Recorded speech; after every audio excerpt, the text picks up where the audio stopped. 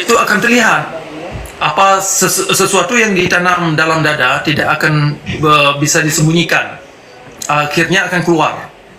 Nah, itu satu prinsip dalam alam yang berjalan kepada siapapun manusia dimanapun saja, terlepas agamanya, terlepas daripada background dan warna kulit mereka. Nah, itu satu unsur yang sukar diterima dalam masyarakat Islam karena terkait dengan konsep iman, dan akan kita permasalahkan tentang kelayakan ilmu ulama itu tadi. Nah, silakan Pak Asep, silakan. Oke, saya ini diskusi kedua kalinya sama Prof. Cakra nih. Jadi Prof. Cakra, kata al-ulama warasatul anbiya itu, ulama pewaris para nabi, itu sebetulnya menunjukkan, ulama itu artinya orang berpengetahuan, menunjukkan bahwa yang dibawa oleh Muhammad bin Abdullah itu adalah ilmu, artinya sesuatu yang bisa dicerna akal. Makanya diwariskannya terhadap ulama, bukan terhadap keluarganya, orang yang dia sayangi, dia cintai, enggak, terhadap ulama. Karena yang disayangi oleh Profesor Habibie di Indonesia adalah anaknya, tapi tidak mesti ilmunya diwariskan pada anaknya kan, tapi harus pada intelektual. Nah, ini menunjukkan bahwa harusnya posisi ulama itu merupakan predikat atau status atau citra yang objektif dan legitimit. Jadi tidak bisa saya ulama, nggak bisa begitu. Ini harus legitimit. Misalnya saya menyebut seseorang sebagai intelektual, kan ada karyanya. Pak Cakra tadi bicara, saya akan menyebut seseorang sadis karena ada perilakunya, buahnya. Nah, buah itu akan menciptakan suatu pengakuan yang legitimit. Karena kita lihat buah. Sebetulnya kalau Nabi jauh lebih hebat memberi perumpamaan. Nabi bicara bahwa kalau kamu ingin mengetahui sesuatu itu dari rasanya. Karena manis itu ada rasanya, pahit itu ada rasanya, rasa gitu. Jadi sebelum berbuat pun orang bisa merasakan sebetulnya. Misal suatu statement yang belum dilakukan, kita akan bisa merasakan. Itulah rasa. Nah, bentuk apapun bisa direkayasa, tapi rasa itu tidak bisa. Rekayasa misal revolusi industri menciptakan bentuk dan massa yang sama dalam buah-buahan atau ini, tapi rasanya beda. Dia tidak mengandung kandungan yang sama dengan yang alamiah. Artinya apa yang dirasakan oleh umat ketika Islam ada rahmatan lil alamin, lalu beberapa ulama berstatement atas nama Islam, dirasakannya sektarian banget. Berarti kalau begitu ini apa ini? Enggak salah. Padahal innal ulama warasatul anbiya itu ada kalimat innama. Artinya kalau dalam bahasa Arab dimakan Nabi itu bersumpah. Artinya dia bersumpah dengan sungguh-sungguh bahwa ini dia ingin menekankan bahwa pewaris para nabi itu adalah ulama. Nah, tinggal nah, cuman saya ingin memberikan sedikit gambaran. Al-Quran ini, Prof. Cakra, sebetulnya bukan sejarah, bukan dongeng, bukan ini. Al-Quran ini rumus. Al-Quran ini rumus. Cuman kalau rumus di zaman dulu ketika agama Hindu-Buddha, rumus itu biasanya pakai simbol karena nggak terkenal baca tulis. Istilahnya kalau ada patung memberi sesuatu pada seorang, maka itu namanya Tuhan Maha Pengasih, misalnya gitu. Tapi rumus dalam Al-Quran tidak menggunakan angka, tapi dia menggunakan rumusnya itu menggunakan cerita. Makanya disebutnya kosos, kisah. Nah, kisah itu yang harus kita ambil adalah konklusinya, pelajarannya. Misal dalam Al-Quran dikatakan bahwa kalau kamu memberi, kamu akan dapat 7, kamu dapat 70, 700. Angka 7 di situ angka kualitatif. Sejarahnya jelas, orang tahu. Orang Arab kalau nyebut 7 kualitatif. Beda dengan orang Romawi. Kalau Romawi bicara 100, 200, kata 100 itu kualitatif, artinya banyak. Kalau orang Melayu itu 1000. Wah, 1000 kali, padahal itu kualitatif aja menunjukkan banyak. Artinya bahwa misal rumus itu menyatakan bahwa jika Pak Cakra melakukan satu kebaikan, misal menciptakan handphone saja, itu akan menciptakan banyak hal yang baik. Artinya ekosistem. Di situ akan ada yang jualan pulsa, akan ada jualan handphone, akan ada kita berdiskusi pakai ini. Kebaikannya akan tumbuh banyak sekali. Dari saya, ini kan rumus saja, di mana Al-Quran memahami tentang sistem, gitu, sangat memahami. Nah, artinya cuman ulama yang dari sekarang ada ulama sektarian, misal ada ulama Syiah, ulama Ahlussunnah, ulama ini. Dari situ pun mereka udah mengakui kok bisa-bisanya ilmu sektarian. Ulama itu aktornya, kok bisa? Ada ilmu Ahlussunnah, ilmu Syiah, kok bisa? 1+1 itu 2, Pak Cakra, Prof Cakra. Itu universal, itu baru disebut ilmu. Bahwa ciri bahwa dia sebagai orang berilmu pun ketika mengakui sangat sektarian, itu sama sekali tidak masuk kriteria untuk disebut sebagai suatu ilmu. Nah, ilmu itu memang bukan diciptakan, hukum itu tidak bisa diciptakan, tapi kita sebagai manusia, ya orang yang berilmu, ulama, itu hanya menemukan bahwa kalau Pak Cakra berdusta, itu saya tidak akan percaya. Itu hukum itu udah ada sebelum Pak Cakra berdusta dan sebelum saya bicara. Tapi saya bisa menemukan itu. Hukum gravitasi, sebelum Isaac Newton lahir, neneknya jatuh udah ke bawah. Ini ditemukan. Pertanyaan saya, menemukan apa? Sesungguhnya ini penemuan. Nah, artinya Muhammad bin Abdullah ini, makanya kata saya, dia bukan pencipta Al-Quran, tapi dia menemukan hukum ini. Kenapa dia bisa menemukan hukum ini? Karena ada persenyawaan, itu rumusnya. Ada kekuatan berpikir yang luar biasa, ada keikhlasan jiwa yang luar biasa, sehingga kata Al-Quran, tidak akan ada yang bisa menyentuh Al-Quran ini kecuali yang disucikan. Artinya apa? Kalau lu berpikir nggak objektif, lu berpikir nggak rasional, gimana lu bisa ketemu sama Quran? Gimana lu bisa mengeksplorasi Quran? Ketika lu sektarian, ulama Syiah, ulama Sunni, gimana lu bisa menemukan ilmu yang universal? Itu nggak bisa. Itu yang disebut ini persenyawaan. Nah, Muhammad bin Abdullah bisa bertemu dengan ilmu yang diklaim Allah itu karena memang semua hukum ciptaan Allah kita hanya bisa menemukannya karena memang ada persenyawaan dalam dirinya. Dia bisa melepaskan dari sektarian. Dan benar kata Pak Cakra, Al-Quran ini untuk manusia. Ya, saya bisa berikan seluruh isi Al-Quran. Pak Cakra tanya ke saya, dan Pak Cakra tidak perlu masuk Islam, saya akan jawab, dan Pak Cakra akan memandang bahwa memang ini untuk manusia. Misal, kalau Pak Cakra makan, kata Al-Quran, halalan toiban, lezat higienis lah. Mana, siapa yang mau menolak itu? Kalau lu ingin melakukan sesuatu, kalau Al-Quran, lihatlah siang dan malam. Jangan memperbaiki, tapi ganti saja. Karena memang faktanya begitu. Pak Cakra mungkin berpikir berubah. Dari kecil sampai tua, ya nggak ngerti fisika kuantum, padahal berganti itu kulit setiap detik. Gitu. Tidak ada perubahan menurut Al-Quran, yang ada adalah pergantian. Monggo lawan saya, mau pakai apa? Nah, cuman para ulama karena karena rumus itu harus berilmu. Ketika ilmu tidak ada, dia jatuhnya kemana? Dia ngomong dongeng, dia ngomong, ya udah pasti begitu, pasti begitu, ya. Dengan dongeng embel-embel, Islam Iran, Islam Arab, Islam Eropa. Selalu Islam itu ada embel-embelnya karena ketidakmampuan mereka memahami Islam secara murni. Begitu. Mungkin itu dulu Pak Cakra, sekedar kata-kata pertama aja lah. Siap, Prof. Masih, Prof. Mantap Pak Asad. Terima kasih banyak sekali. Mantap. Ada beberapa poin yang sungguh signifikan yang perlu saya follow up yang sudah diangkat oleh Bapak Asep. Terima kasih sekali, pertama sekali atas pemikiran dan pencerahan dalam penjabaran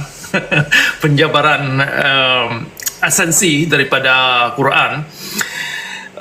Memang benar itu, inilah kenyataan yang sukar diterima umat, di mana mereka kejebak dalam slogan. Nampaknya konsep kata ulama atau definisi ulama itu sendiri perlu kita pertanyakan kelayakan, ya kan? Seperti Bapak Asep katakan tadi, seharusnya ulama itu adalah orang yang mempunyai ilmu terhadap pengajaran atau kandungan pengetahuan yang mengandung fakta dalam alam, substansi yang ada kaitannya dengan alam, sehingga baru bisa kita katakan itu sebagai ilmu untuk bisa dijadikan sebagai pelajaran dan pencerahan atau inspirasi. Nah, kalau hanya dongeng yang mereka kandungkan, berarti kalaupun mereka dikatakan ahli ilmu, berarti ilmu ahli dongeng, cara mereka berdongeng, mereka memang ahli dalam dimensi yang demikian. Nah, kalau itu adalah satu kenyataan, maka umat Islam harus menyadari bahwasanya ilmu-ilmu dongeng yang demikian tidak bisa dijadikan sebagai petunjuk. Apalagi kalau kita ini dilarang menggunakan akal untuk bisa menganalisa hipotesis yang mereka buat. Nah, jadi banyak hal yang sungguh bermasalah dalam pendekatan akidah atau definisi akidah dan iman itu sendiri. Jadi seperti ini, kayak bawang ya. Sekilas kita pikir lapisan atas itu yang sungguh bermasalah, ya kan? Ternyata setelah kita kupas lapisan atas, lapisan bawahnya juga bermasalah.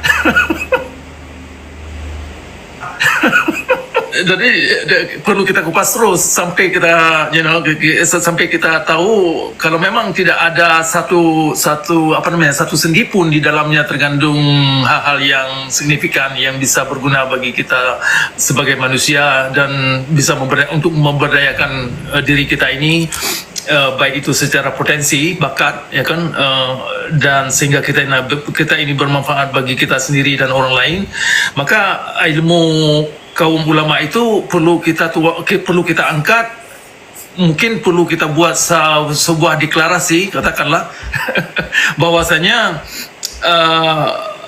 kandungan yang diajarkan ulama itu kandungan yang diajarkan kaum ulama itu perlu dipikirkan sematang-matang mungkin. Ya kan, itu satu hal dalam persoalan definisi kata ulama yang bermasalah. Saya kira ada masalah di situ. Kemudian memang saya lihat ya, pengalaman menurut ya kajian yang saya baca dalam Al-Quran, sebenarnya ada sejumlah ayat Al-Quran itu yang sungguh bermakna, yang sungguh penting dan bisa berguna bagi kita, bisa mengangkat produktivitas kita sebagai manusia sehingga kita ini menjadi orang-orang the best version of yourself, ya kan, sebagai orang yang benar-benar menjadi orang yang ideal, ya kan, sebagai rahmatan lil alamin dalam perwujudan rahmatan lil alamin yang nyata dalam alam. Nah, sebenarnya ada dalam Al-Quran itu yang membuat kita ini how you create yourself to the best version of your imagination. Nah, karena ayat-ayat yang bagus dalam Al-Quran itu ternyata dalam koridor syariat Islam itu ditolak.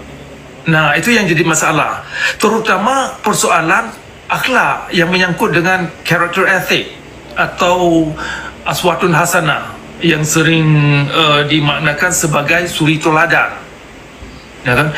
Nah, seharusnya ayat-ayat yang bagus itu yang perlu dianut, yang perlu dikedepankan, ya kan, yang perlu dibahas baik itu sehari-hari, dan yang lebih penting perlu diwujudkan dalam kepribadian sehari-hari, karena ujung-ujungnya kan dari perangai, dari hasil, dari buahnya yang membuat sesuatu yang kita amalkan itu berarti apa tidak. Ternyata dalam ajaran Islam memang terbalik, sehingga ayat-ayat yang yang buruk itu atau nampaknya sengaja diterjemahkan kepada kezaliman, sehingga ayat-ayat yang jahat itu bisa digunakan sebagai syariat Islam, ya kan? Itu yang terpuruknya umat Islam. Nah, kok bisa ulama ini bisa berpikir ke situ? Jadi pertanyaan kita ini harus dan perlu kita pertanyakan, apakah ulama ini dididik demikian? Nampaknya memang demikian. Sehingga Al-Quran ini dalam koridor syariat Islam ini tidak bisa mengajak umat kepada pencerahan dan kepada kemanusiaan.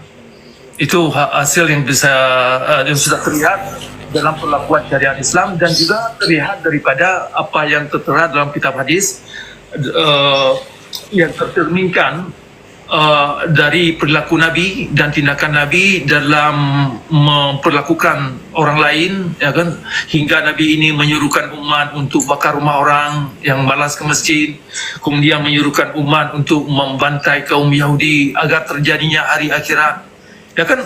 Ajaran-ajaran ini yang sebenarnya ditolak oleh ulama, harus berani ditolak. Ini adalah ajaran yang menjerumuskan dan mematikan akal pikiran. Tetapi malah sebaliknya, malah ajaran-ajaran ini yang mereka kedepankan sebagai hukum Tuhan atau syariat Islam. Misalkan nanti ada, kalau dalam elemen-elemen syariat Islam itu sudah di mata kita semua, pemaksaan beragama, pemaksaan harus pakai jilbab bagi kaum wanita, pemaksaan harus tutup warung di siang hari pada bulan puasa, pemaksaan harus buka account bank pada bank syariat Islam, kemudian harus makan daging yang disembelih dengan slogan Allahu Akbar, ya kan, seolah-olah daging yang disembelih oleh kaum lain tidak sah, ya kan. Kemudian banyak hal yang sangat menjerumuskan, yang mempenjarakan umat Islam itu dalam ajaran syariat Islam, sehingga perlu kita pertanyakan ini kelayakan ilmu agamawan, yang saya maksud adalah kaum ulama dan budaya ini, apakah layak kita jadikan mereka ini sebagai penuntun masyarakat. Kemudian ada satu hal lain yang Anda sebutkan, persoalan Al-Quran ini seharusnya dibaca melalui dimensi alegori atau perumpamaan. Nah, ini yang tidak dimengerti kebanyakan orang Islam, yang membuat orang Islam kebanyakan terpuruk dan terjebak dalam terjemahan yang mereka anut. Kalau sebenarnya ada dua dimensi yang bisa ditempuh yang membuat Al-Quran ini bermakna dan bisa bisa bermanfaat. Yang pertama, harus dimaknakan secara nyata, makna itu, pengertian itu dibawa ke dalam alam sehingga bisa ditelusuri pernyataan itu bagaimana, proses evolusi kejadian itu bagaimana, ya kan, sehingga siapapun masyarakat, baik itu yang orang yang beragama Islam, baik itu orang Kristen, orang Yahudi, siapapun agamanya, termasuk saintis, orang-orang ilmuwan, bisa menerima statement yang dimengerti, yang diklaim oleh si pembaca menurut terjemahan yang dikeluarkan. Nah, itu satu jalan. Jalan kedua, merumuskan pemahaman melalui alegori atau perumpamaan, ya kan, perumpamaan. Jadi perumpamaan ini bisa dibawa kepada alam, karena antara alam ini nanti ada kaitannya, synchronization. Jadi ada penyesuaian atau persenyawaan, ya kan, dalam alam. Nah, jadi kedua-dua ini bisa valid karena bisa dinyatakan sebagai pernyataan yang faktual. Nah, sedikit saya sampaikan. Sebetulnya begini, kalau Al-Quran bicara soal kejujuran Nabi, maka tidak bisa diperdebatkan antara definisi jujur Al-Quran dengan jujur manusia. Kenapa? Karena sesungguhnya Al-Quran itu, Prof, abstraksi hukum alam. Itu Al-Quran. Cuman dia, kalau hukum alam diabstraksikan full, total, tanpa rumus, tanpa menggunakan metode rumus, Prof Cakra bakal membayangkan seberapa tebalnya itu Al-Quran. Nah, maka harus menggunakan rumus abstraksinya, sehingga apa yang, dan kita tidak bisa, ini keinginan Tuhan, nggak bisa. Tuhan melarang kita gagal. Emang manusia suka gagal? Enggak, karena memang ini alam, hukum alam. Tuhan, misal kalau Pak Cakra baik masuk surga, Pak Cakra berbuat jahat masuk neraka. Itu hukum kausalitas itu. Itu hukum kausalitas. Gitu. Artinya bahwa sebetulnya benar kata Pak Cakra, coba sesuaikan dengan alam. Karena memang ini adalah abstraksi dari hukum alam. Sehingga tidak ada yang dicatat dalam Al-Quran, tidak ada dalam alam. Apa? Tidak ada satupun. Semua yang tercatat dalam Al-Quran ada dalam alam. Nah, cuman bagaimana manusia mengetahui hukum alam ini, maka disajikan melalui metode Al-Quran, yaitu rumus. Misal, saya kasih contoh. Tadi kata Pak Cakra, banyak orang yang memahami secara tekstual. Orang kalau menyembelih ayam tanpa bismillah, itu haram. Itu rumusnya Pak Cakra, itu adalah suatu rumus. Artinya begini, alam ini menyediakan potensi. Menyembelih artinya mengeksplorasi potensi itu. Kalau mengeksplorasi potensi ini tanpa menggunakan bismi itu Rahman Rahim ya, ilmu hukum, tanpa menggunakan ilmu, tanpa menggunakan hukum, bahaya. Misal Pak Cakra memakan ikan aja itu harus jihad. Artinya apa? Bikin dong kolamnya dengan baik, gitu. Mancing dong apa. Tidak bisa jangkut begitu saja, tidak jelas, sehingga akan merusak kesehatan manusia dan ekonomi manusia. Sehingga kata kamu tidak boleh menyembelih sesuatu tanpa menggunakan bismillah, suatu kritik terhadap dunia, misalnya terhadap revolusi industri. Mereka mengeksplorasi makanan ini sama sekali dengan tidak sehat dan dibiarkan manusia untuk mengkonsumsinya, dan ini haram. Ini bukan soal haram dimakan, tapi haram menyembelih tanpa menggunakan, ini rumusnya sekali lagi, karena kata bismillah itu di dalamnya ada Rahman Rahim, itu artinya ilmu dan hukum, terjemahannya pengasih dan penyayang, gitu. Artinya kalau ini karena revolusi industri misalnya hari ini secara alamiah itu menentang hukum alam.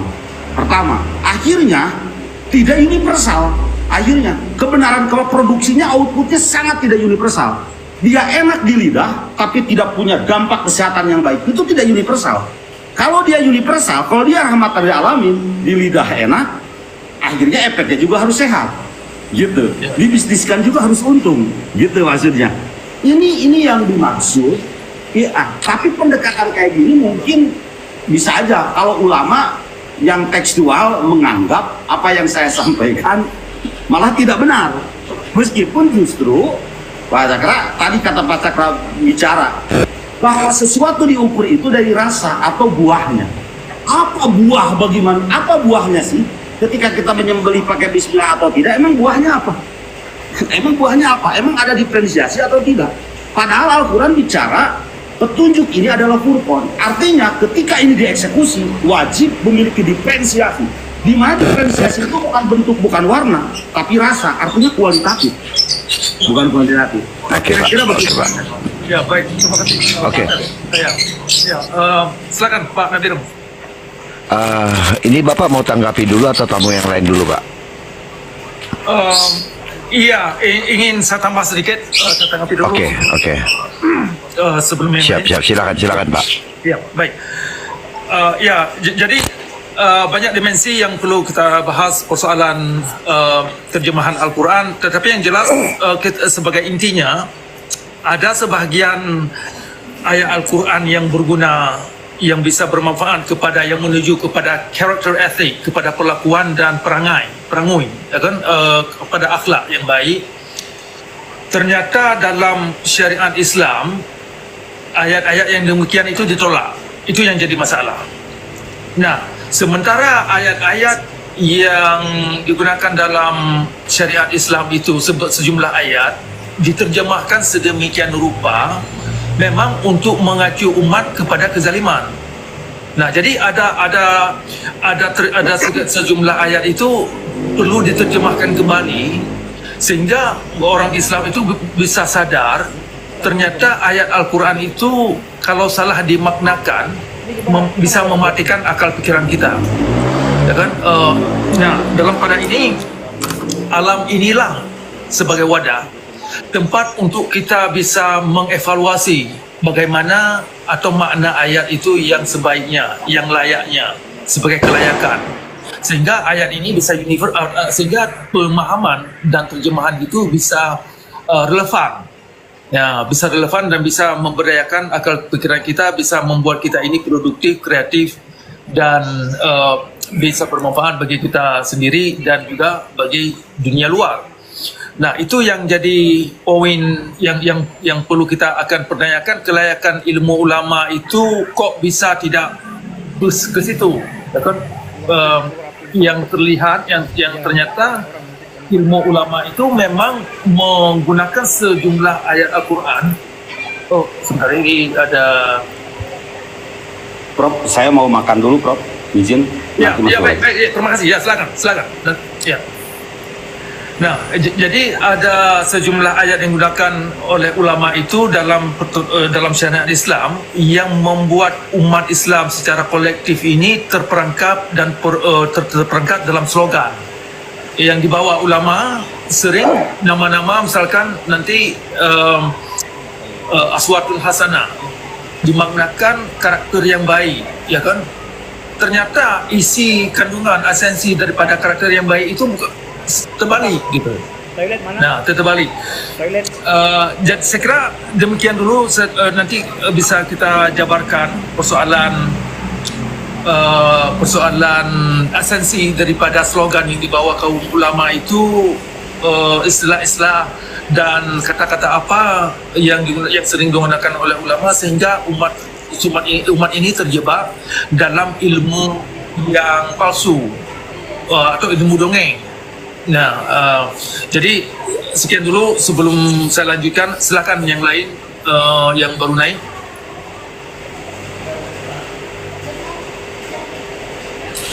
Mungkin Pak Effendi, silakan Pak Effendi, udah dari tadi juga, atau Pak siapa yang satu lagi nih? Boleh Pak, silakan, siapa yang mau menanggapi itu atau memberikan sanggahan, silakan Pak.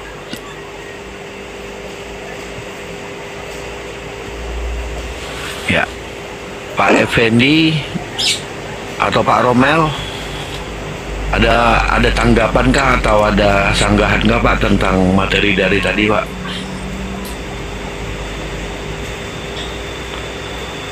Halo Pak Effendi. Oke. Ya. Mungkin Pak Ares mungkin. Ya, bolehlah. Ya, silakan Pak. Jadi kalau saya hanya mohon. Ya, puji nama Tuhan, salam sejahtera untuk kita semua. Kembali berjumpa dengan kami di channel ini. Seperti yang kita dengarkan bersama dari diskusi yang sangat hebat dari Pak Cakra. Beliau membukakan banyak fakta-fakta menarik yang belum diketahui oleh seluruh umat manusia. Dan di sini tentunya sangat-sangat hebat ya, dan sangat luar biasa seorang Pak Cakra telah membongkar kebenaran yang belum diketahui oleh banyak umat, terutama buat saudara kita yang dari Muslim. Mereka terkaget-kaget dengan fakta ini, tetapi ya seperti itulah kebenarannya. Penasaran dengan diskusi selengkapnya? Mari kita lanjutkan diskusi ini agar tidak gagal paham. Silahkan. Tahu, melihat, mendengar dari penjelasan dari Pak Cakra ya. Ini dari saya sih sebetulnya tidak menanggapi dari sisi Islamnya, tapi manusianya ya. Bahwasanya kalau dari keilmuan daripada para ulama ini kan dari sisi yang kita lihat kemanusiaan, sebetulnya ada dua hal. Yang pertama itu mengenai moral. Moral ini kan bisa baik dan bisa buruk, karena belajar ilmu agama, tetapi aturan norma-norma perilaku manusianya atau moralitasnya tidak juga belum dimasukkan kaidah-kaidah kemanusiaan, mungkin akan menjadi seperti penjelasan Bapak tadi, mungkin jadi seperti sebuah dongeng. Itu satu, mengenai moralitas. Yang kedua, mungkin hukum keseimbangan. Artinya begini, dalam sisi manusia kan ada keseimbangannya, kira-kira seperti ini Pak. Kalau kita ingin diperlakukan orang lain seperti cara kita memperlakukan orang lain, artinya mungkin kalau kita ingin diperlakukan baik, ya kita harus memperlakukan orang baik. Mungkin ini dua hal yang paling bisa secara diskusi ya, karena memang inilah yang membuat para pewaris atau ulama-ulama. Ya aku rasa kalau ilmu-ilmu Islam mereka sudah jauh lebih tahu sebetulnya. Hanya saja mungkin dua hal ini belum diinikan ke dalam setiap ceramah atau dakwah begitu. Sementara para umat ini kan tidak begitu paham dengan hal-hal itu. Terima kasih Pak Cakra. Itu hanya opini saya aja Pak. Sebentar Pak. Pak Ares ini bahkan mengutip Alkitab ya, artinya perbuatlah apa yang ingin orang lain perbuat untukmu, itu ada di Matius 7 ayat 12. Hebat juga Pak Ares ini. Oke, lanjut Pak Cakra. Ya baik, yang menarik. Ya, itu poin menarik. Saya kira persoalan substansi ya, terkait moralitas. Ya, itu sungguh relevan karena itulah yang perlu kita pertanyakan, kelayakan moralitas kaum ulama. Bisakah kita anggap perilaku dan tindakan atau keputusan yang diambil oleh kaum ulama dalam mereka beragama, dalam hal ini perlakuan yang ada dalam syariat Islam, bisa dianggap standar moralitas beragama atau bisa diterima sebagai moralitas beragama? Nampaknya ya tidak. Bagi saya sendiri, seperti yang sudah saya paparkan beberapa tahun ini, keputusan dan tindakan kaum ulama ternyata tidak bisa dijadikan sumber moralitas. Nah, itu satu yang sudah jelas sekali bagi saya. Dan juga nampaknya mereka ini dan ilmu yang mereka miliki juga tidak bisa dijadikan sumber spiritualitas. Ya kan, kalaupun mereka mengklaim, oh ini kaum ulama ini sudah mencapai tingkat spiritualitas, mereka ya kan sudah dikeramatkan banyak umat dan segala hal yang lain, tetapi perlakuan mereka terhadap kemanusiaan ternyata terbalik. Misalkan terjadinya pembunuhan dalam masyarakat itu, baik itu secara fatwa, baik itu secara di belakang atas nama peraturan daerah, ya kan, misalkan kayak di Aceh, ini contoh yang paling bagus. Di Aceh itu syariat Islam itu bukan atas nama ulama, tapi atas nama Pemda, peraturan daerah. Tetapi dipertanyakan lagi, siapa sih mereka di belakang peraturan daerah? Yaitu ulama. Nah, kalaupun ulama ini bersembunyi di belakang yang namanya pemerintah daerah, ya kan, tetapi mereka akhirnya tidak bisa bersembunyi karena yang diputuskan oleh pemerintah pun, dalam hal ini pemerintah Aceh, adalah merujuk kepada keputusan ulama. Nah, jadi ulama ini tidak bisa bersembunyi di belakang layar, tidak bisa mengatakan, oh yang diputuskan oleh Pemda adalah hukum positif. Nah, kami hanya berurusan dengan hukum proporsional saja. Nah, itu tidak laku lagi karena kita sudah tahu seluk-beluk permainan ulama itu, mereka sering membuat sebuah fatwa misalkan di dalam khutbah mengklaim seseorang sesat, ya kan, tidak menunjukkan kepada sesosok atau sekelompok orang, tetapi masyarakat menerima hal yang demikian, yang mengeksekusi klaim itu adalah masyarakat. Nah, kemudian kaum ulama ini cuci tangan saja, ya kan, sehingga kalau ditanyakan oleh reporter, bagaimana sikap Anda tentang kejadian pulang-pulang misalkan, oh dalam Islam tidak mengajarkan demikian, saya tidak pernah mengajak mereka untuk membunuh sipulan-sipulan, ya, kan gitu. Tetapi dalam ajaran, dalam khutbah-khutbah itu sering dikatakan bahwasanya seseorang yang mengkritik Islam itu dianggap murtad, dan artinya seseorang ini bisa dieksekusi, kan demikian. Jadi ada ilmu ulama ini cukup perlu kita pertanyakan kelayakan mereka di mana. Kalau hanya mereka bersembunyi di belakang konsep yang abstrak, ternyata pada hakikatnya mereka tidak bisa mewujudkan agama yang rahmatan lil alamin seperti yang mereka maksud kepada masyarakat, terutama dalam diri mereka sendiri.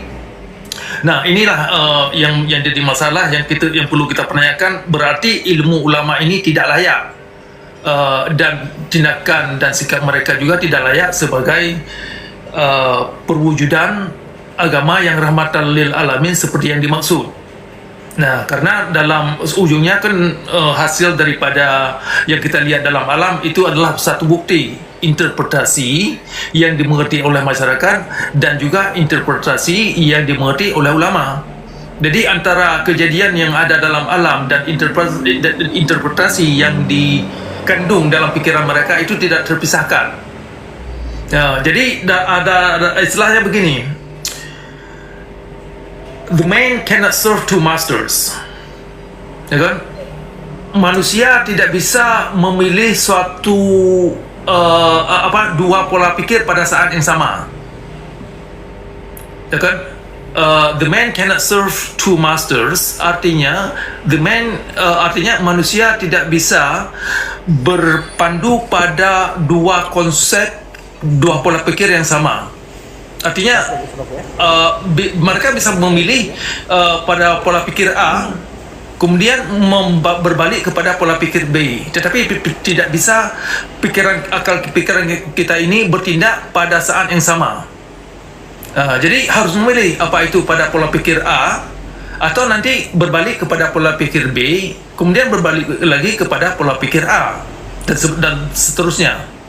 Jadi disinilah ulama harus menunjukkan, harus jujur, harus benar-benar jujur apa sih sesungguhnya yang mereka anut.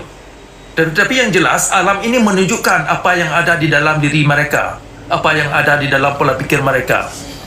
Nah, alam menunjukkan hal itu. Kalaupun manusia mencoba menyembunyikan apa yang ditanam di dada, tetapi yang sudah saya lihat mereka tidak bisa menyembunyikan, akhirnya akan keluar esensi sesungguhnya yang mereka anut itu apa. Nah, itu yang tidak dimengerti oleh orang ulama, yang perlu kita ingatkan kawan-kawan kita di bawah untuk bisa melakukan satu introspeksi ilmu-ilmu yang mereka ajarkan itu kepada masyarakat, kelayakannya itu di mana, ya kan, nilai-nilai substansi yang mereka ajarkan itu poros orientasinya itu kemana. Kemudian tentang ini ya, tentang moralitas tadi yang disebutkan oleh Bapak Ares. Memang moralitas itu kan tidak bisa terpisah daripada kekuatan daya pikir kita kepada nilai moralitas. Kalau kita ingin menunjukkan moralitas Tuhan, itu kan sangat tergantung kepada kita sendiri, bentuk moralitas kita sendiri. Demikian juga moralitas Nabi Muhammad misalkan, atau Nabi yang diyakini umat Islam. Apapun bentuk moralitas yang diciptakan, yang dikaitkan, direferensikan kepada Nabi, itu sesungguhnya adalah moralitas mereka sendiri. Nah, makanya kemarin saya mengeluarkan sebuah video, saya mengatakan begini, bahwasanya syariat Islam itu adalah sebuah perwujudan kezaliman kelakuan Nabi Muhammad. Nah, kenapa saya mengatakan demikian? Karena unsur-unsur dalam syariat Islam itu sesungguhnya adalah manifestasi atau sebuah pameran. Yang dipamerkan itu adalah tingkah laku Nabi. Nah, jadi ada kaitan dengan Nabi. Kalau misalkan dicambuk orang hingga pingsan, hingga luka. Nah, penyambuk atau pelaku atau dalam hal ini adalah staf-staf pemerintah daerah yang mengeksekusi korban di atas panggung, itu kan yang sesungguhnya mereka pamerkan adalah kelakuan Nabi Muhammad. Jadi antara perlakuan umat dalam hal ini perlakuan ulama, karena itu kan keputusan ulama. Jadi perlakuan ulama terhadap umat sesungguhnya adalah perlakuan Nabi yang mereka yakini. Makanya mereka melakukan hal ini demikian. Jadi sungguh keliru kalau orang Islam mengatakan kalau ulama ini berlaku jahat dan zalim dalam beragama, itu hanya sekedar oknum. Nah, argumen itu tidak laku lagi. Itu sudah basi dan tidak relevan dan sungguh tidak jujur.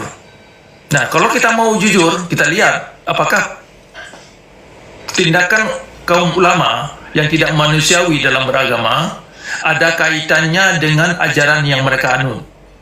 Ternyata ada, dan banyak, dan kawan-kawan di bawah bisa mengkaji sendiri, dan kita tidak akan membahas detail karena waktu kita singkat, dan bisa ada yang tertarik membaca, ingin mengkaji, mengeksplorasi tentang narasi-narasi yang ada dalam kitab Sahih Al-Bukhari, Sahih Muslim, dan kitab hadis lainnya dari perawi lainnya, termasuk kitab fikih, termasuk Sirah Muhammad. Anda bisa lihat di situ perangai-perangai dan tindakan Nabi, perlakuan Nabi dalam beragama.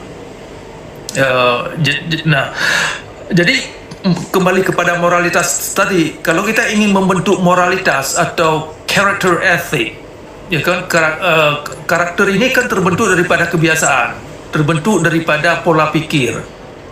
Kalau pola pikir ini tidak ada kaitannya dengan prinsip alam, sebab akibat itu tidak ada kaitannya dengan bagaimana cara alam ini bekerja, maka konsep moralitas yang dimengerti dalam agama Islam itu berdongeng, hanya sebagai slogan saja.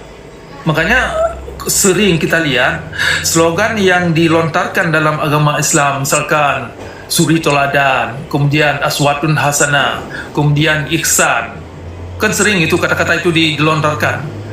Pada kenyataan umat tidak mengerti bagaimana caranya menempuh hingga mencapai kualitas ihsan, kualitas yang baik, berbudi, berperangai yang baik, ya kan? Tidak punya peta.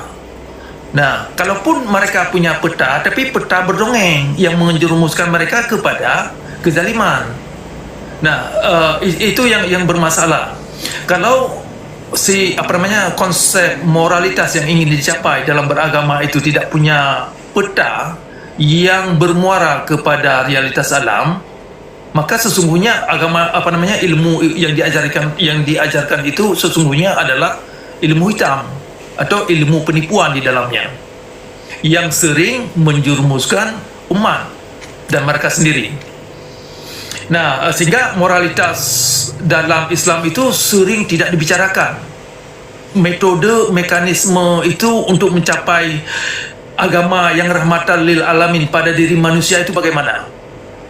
Ya kan? Sering sekali saya melihat akademia, dalam hal ini mereka yang sudah mencapai profesor, ya kan, gelar-gelar guru besar dalam agama Islam, susah mengungkapkan mekanisme untuk bisa mencapai konsep perwujudan rahmatan lil alamin pada diri manusia itu bagaimana. Yang mereka andalkan hanya iman atau percaya buta, mudah-mudahan Allah, ya kan, memberi satu anugerah mereka ini jadi orang baik. Itu aja. Kemudian mereka tambah, kalau sering Anda sembahyang nanti keputusannya itu pada Tuhan. Nah, narasi itu adalah narasi yang sungguh berdongeng dan tidak punya substansi apa-apa di dalamnya, sehingga masyarakat walaupun mereka rajin sembahyang, rajin puasa, rajin pergi haji, umrah lagi kan, rajin melakukan segala yang diperintahkan dalam rukun Islam dan rukun iman, mereka kerjakan semua. Ternyata hasilnya itu tidak bisa difaktualkan dalam alam karena konsep peta tadi tidak terkait dengan prinsip alam, sehingga taubat mereka tidak bisa mereka faktualkan esensi bagaimana apa diterima Tuhan apa tidak, dan juga sembahyang yang mereka lakukan tiap hari 5 kali sehari, kalau kita pertanyakan sembahyang yang mana yang diterima Tuhan, kalau dianggap sembahyang yang dianggap sempurna akan diterima Tuhan, oke, itu silakan tunjukkan yang Anda anggap sempurna, yang sudah dijamin diterima Tuhan itu bagaimana. Nah, mereka susah mengevaluasi ibadah-ibadah yang mereka lakukan sepanjang hari. Nah, lebih jauh lagi kita perlihatkan, misalkan kalau umat ini hanya manusia biasa, tidak bisa sempurna. Oke, sekarang kita perlihatkan ibadah Nabi Muhammad yang tertera dalam kitab hadis dan kitab fikih. Nah, ternyata perlakuan Nabi dalam beragama tidak membawa Nabi ini sendiri kepada orang baik-baik. Artinya, ritualitas yang dilakukan oleh Nabi dalam beragama tidak membuat kelakuan dan moralitas Nabi sendiri kepada moralitas yang baik-baik.